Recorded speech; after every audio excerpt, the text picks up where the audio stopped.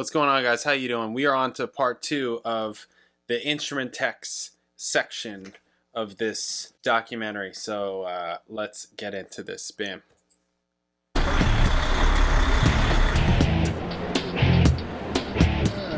It's 1 p.m. at the Bell Center in Montreal, Quebec, and the lighting grid is now in place high above the stage, leaving the backline clear for guitar tech Bobby Huck to assemble guitarist Alex Lifeson's gear.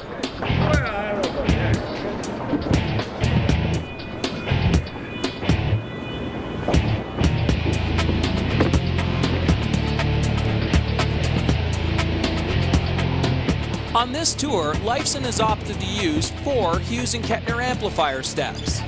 2 are wired in stereo, while the others are set up to create a variety of different sounds.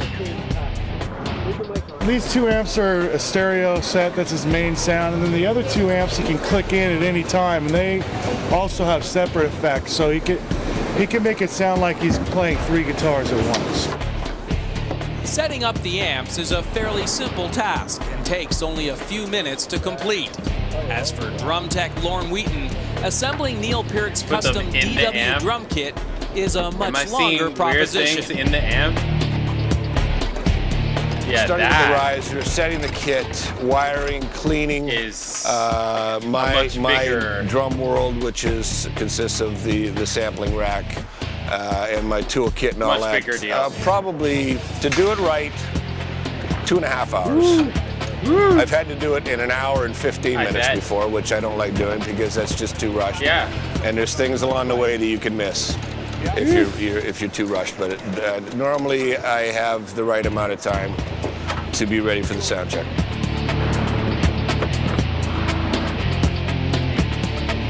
Yeah, that's a big... He's got the biggest job of the 3 of them, for sure.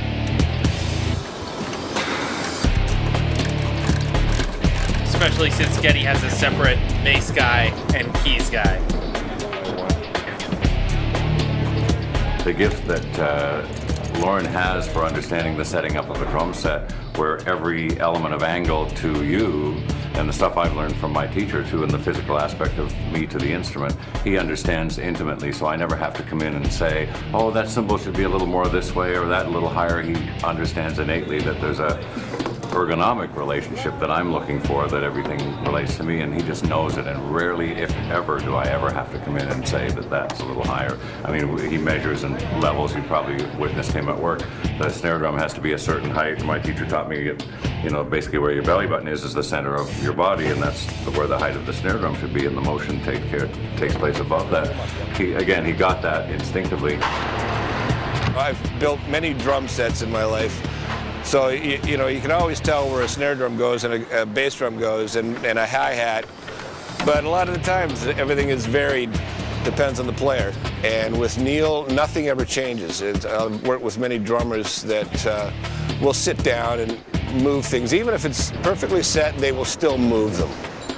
I don't know what it is with some guys. They just probably like to innate. Be part of the setup. Yeah, they're just, it's like normal for them to like tinker and adjust.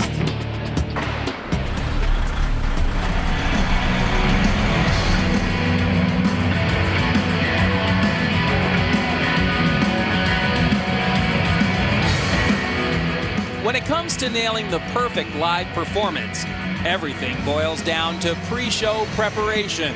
Still, once in a while, things can and do go wrong. When he's out here playing, sometimes, because the pedals are so close together, right. and the lights are flashing, and you know, everything's going on. He's singing, he's playing bass, and he's doing the samples on the pedals. It's very easy sometimes to hit two pedals. Now each pedal is a different sample event, depending on what the song is. It could either be used as bass pedals, it could be used as a keyboard, guitar parts, vocal parts, everything that's played. Every sound that comes off of the stage is triggered by them. There's no backup tape. There's I'm not over there hitting buttons or playing anything. It's all them. They do it in real time. And like I said, mistakes sometimes happen in that respect. And they've been doing it for 30 years, so they're quite good, and the mistakes are very minimal. None of those mistakes are anything compared to the mistake when I either miss hitting the enter button on one of the programs during a program change, or I just lose focus, getting caught up in the band or whatever, and I forget to make a change, or I make a change too soon. Now, usually those things don't happen, but they have, and that is quite embarrassing to me. Probably not noticeable so much, because anything that I do in that respect I can correct pretty quickly, but I usually get the look over the glasses from Geddy from time to time with that. I attribute some of that to old age, whereas he sometimes misses a pedal. Well, we won't go there. Oh, man. Setting up the backline on this tour can take upwards of 7 hours. Still, it's not all hard work. The Backline boys do try to inject some humor into their long day. When Geddy got his chicken rotisseries, we're sitting there with this big amp stack up there. We're like, wow, he's outdone us. What can we do to change that? And we're like, it was like, well, he's got hot chickens. Why don't we get some hot chicks? And we couldn't really just put a bunch of real women on the stage, so we got all these little Barbies and made him his little groupie row. It's pretty funny. The dinosaurs, his grandkids are really into dinosaurs, so the dinosaurs started popping up, one here, one there, and now, I mean, it started out with 4 Barbies Oh my God. and 2 dinosaurs, and we're up to 30-something Barbies and 40-something dinosaurs. The dinosaurs, we just started collecting them, and now we've received a couple.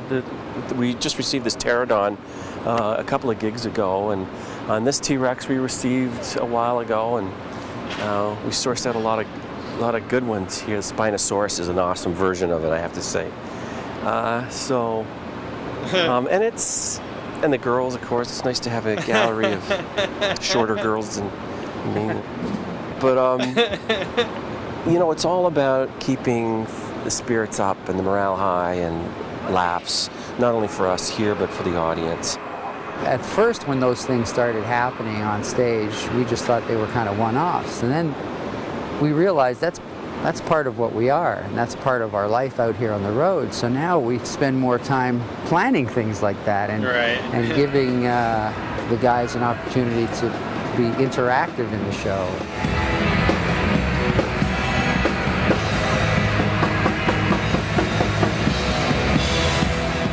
The fish tank idea, we were just looking at the glass windows, and we're like, wow, what if we put a fish tank in there? It'd be kind of cool looking. And we thought about it for a couple weeks. It was like, no way can we put water in there. It's danger on the stage, and with all the electronics and stuff.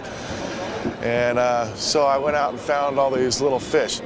I think it's fun when the audience can walk away with a smile on their face. And I love to look out there, and I love to see when people start laughing and smiling, and not because we were playing lousy, but because we set up some comic situation. So they're spending 3 hours with us, so I think there needs to be some comic relief in that 3 hours. There's no better feeling than to know that people are leaving your gig smiling and laughing because they had such a good time. That's really, I think, the key with us.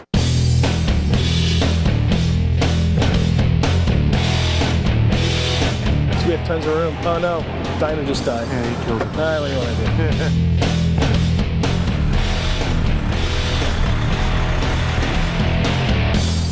The Backline boys continue to prepare for this evening's performance, and that includes more cleaning, tuning,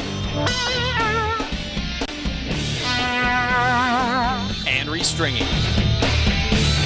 The whole rig is set up and just been powered, and I've strung 1 guitar, and I got 5 more to do today.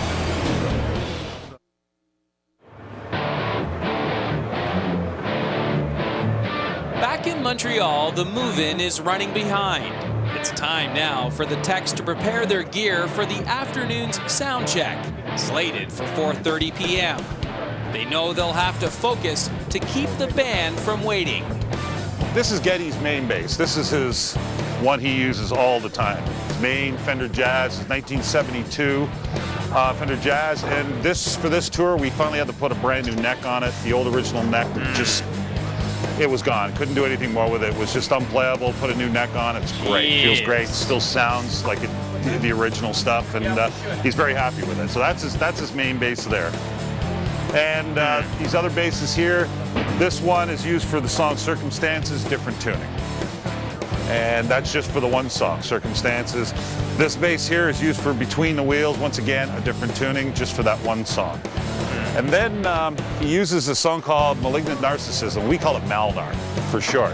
And it's a Jaco Pastorius model fretless Fender Jazz.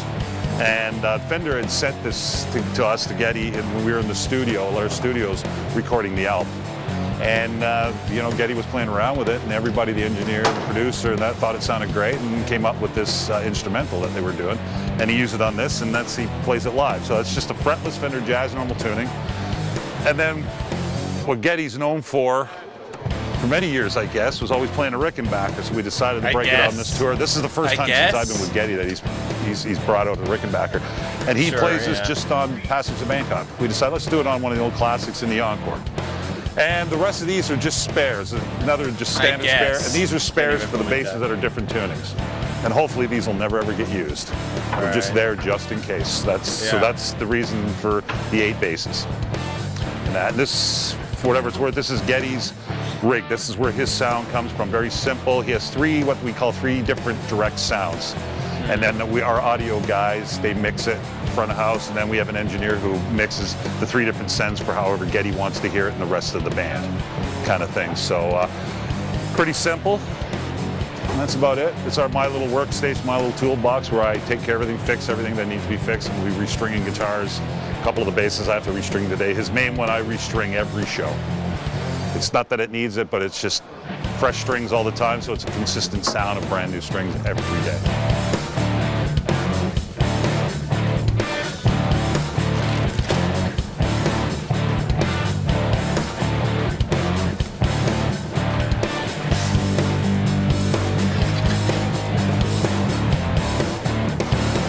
The strings that Geddy uses, it's a standard set that anybody can buy. It's made by Rotosound. It's called a Swing 66 set. And the gauge is basically, it's like it's in inches, like a 0.105 of an inch. That's the thickest string and E string. It's 0.105, 0.80, 0.65, 0.45. So we just say 45, 65, 80, 105. That's not a custom set. That's just a standard set that you can buy. Anybody can buy in a store. And that Geddy, you know, he endorses these. And that's his favorite string. We've tried other strings before, and you know, Rotosound sort of had their own kind of sound, and it just, Geddy loves the way they sound. They just work good for him.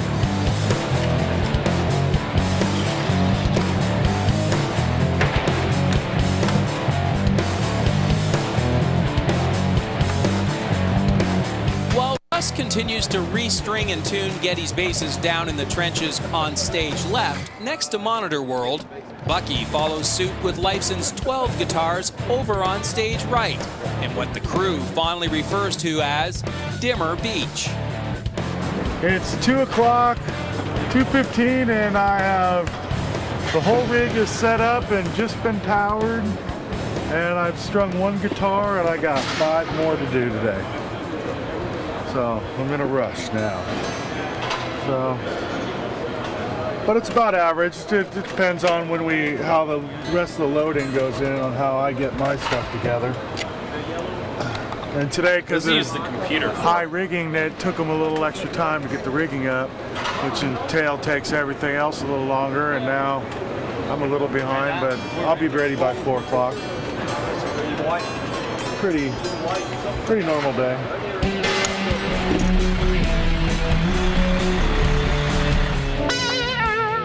Stage left is Geddy Lee's traditional home position.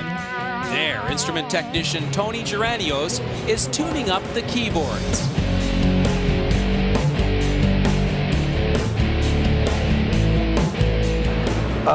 Tuning up the mini mode. Unlike the synth sample modular I have over at my rack, which is all digitally tuned, this mode has to be tuned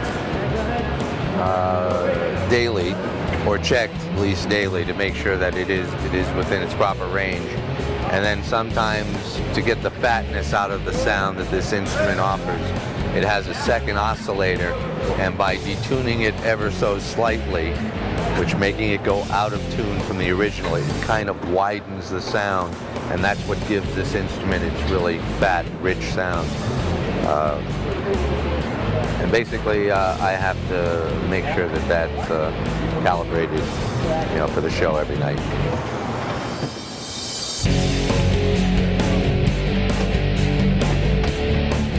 Over in the Guitar Tech area, Bucky has settled in for 90 solid minutes of stringing, cleaning, and tuning.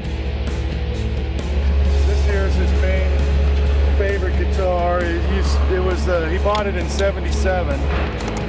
It's been with him ever since. He had it refinished once. That's why it looks so new. But before he had it refinished, it was completely spidered, all cracked up. It looked really cool. From what I understand, I never actually saw it like that. And they ruined it. And this stuff here, Big Ben's Nut Sauce, I highly endorse it for your nuts. People use liquid graphite, but it's really Nut nutty. sauce. And Amazing. this is a liquid graphite that comes clear, and it's very, very useful. So you keep your strings from getting stuck. Stuck in the nuts. You see the black in there. I ran out of this stuff and had to use some liquid graphite, and it gets all dirty and yucky in there. That's why I don't like to use that. Or the powdered graphite, I should say. In the old days, we used to use a number 2 pencil, because the pencil lead would work great. It keeps the strings from sticking, and when you're tuning it, because sometimes you'll get to the point where it's right almost in tune, and you'll hear this, and the string will go really sharp, and you have to sit there and fight it to get back and forth. This saves it from doing that. It's just nice and smooth action.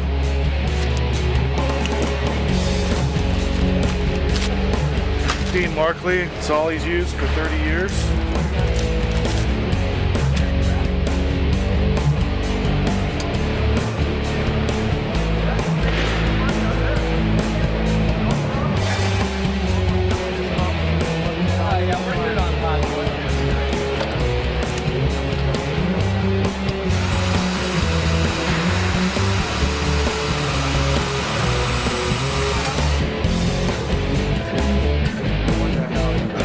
After I stretch the string, I use a cloth, a regular cloth, not like this one here is a treated cloth. It's got a treatment on there to help clean off the guitar. You don't want to use this on the string, but a regular cloth. What I like to do is grab the string after I've stretched it and do another stretching, rubbing it on here, because what it does is the friction from the cloth heats up the string, and see it goes really flat. It actually heats up the string and helps it to stretch further, so you don't have to worry about it falling out of tune as often. It's a little trick that actually Russ showed me, and it works really well. I never have any tuning issues ever since I've used this method.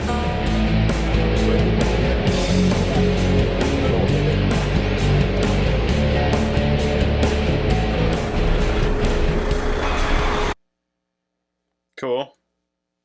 Interesting. Yeah, all these things. Most musicians and bands and stuff like that are not at this level are not worried about any of that kind of stuff. They're not like dealing with that kind of stuff like at all. They're just like, okay, just tune it. It's pretty basic. You just tune it. Okay, cool. You know, you're good to go. Make sure that it's in tune. You know, this is a very different thing. This is like, it's a show. Right, so it's much more involved. Things need to be precise, or else you get that the look underneath the glasses. That was funny. So I'll get that look because it look, and you know the guy would do that. It just looked like just underneath his glasses, just like you just see it. Yeah, that guy has a temper.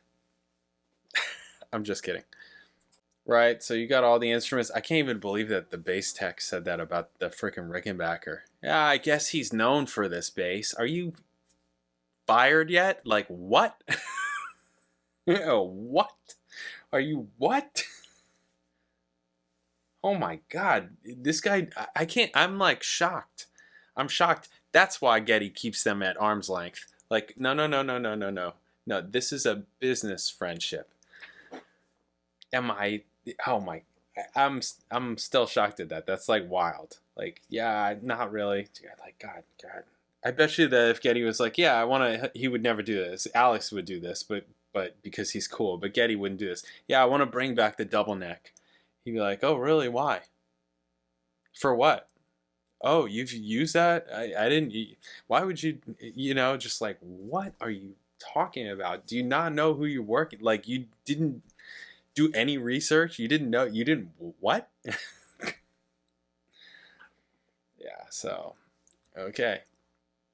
There's that. Interesting. Still not seeing a ton of the drum tech. Yeah, he's got the most freaking work, 2.5 hours. I mean, there's a lot of parts that go into that. That's wild. Because he's got like basically 2 drum sets, not counting the Bubba Gump room, right? He's got 2 drum sets and then like the electronic component of it. It's a lot. I wish that they went a little bit more into like the rigs, like maybe they will in part 3, maybe the last part, maybe they will, hopefully, where they're like going a little bit more into the rigs. Like, okay, you have 3 bass DIs basically, but what else do you have? What's going on with like preamps? What's, how about any effects? Like those kinds of things. Yeah. Just wondering about those kinds of things. I know that you can find all that kind of stuff on the internet, all that stuff. I just wonder if they're going to talk about it. Cool. All right, we got one more part of this instrument techs section to check out. So I'll catch you then.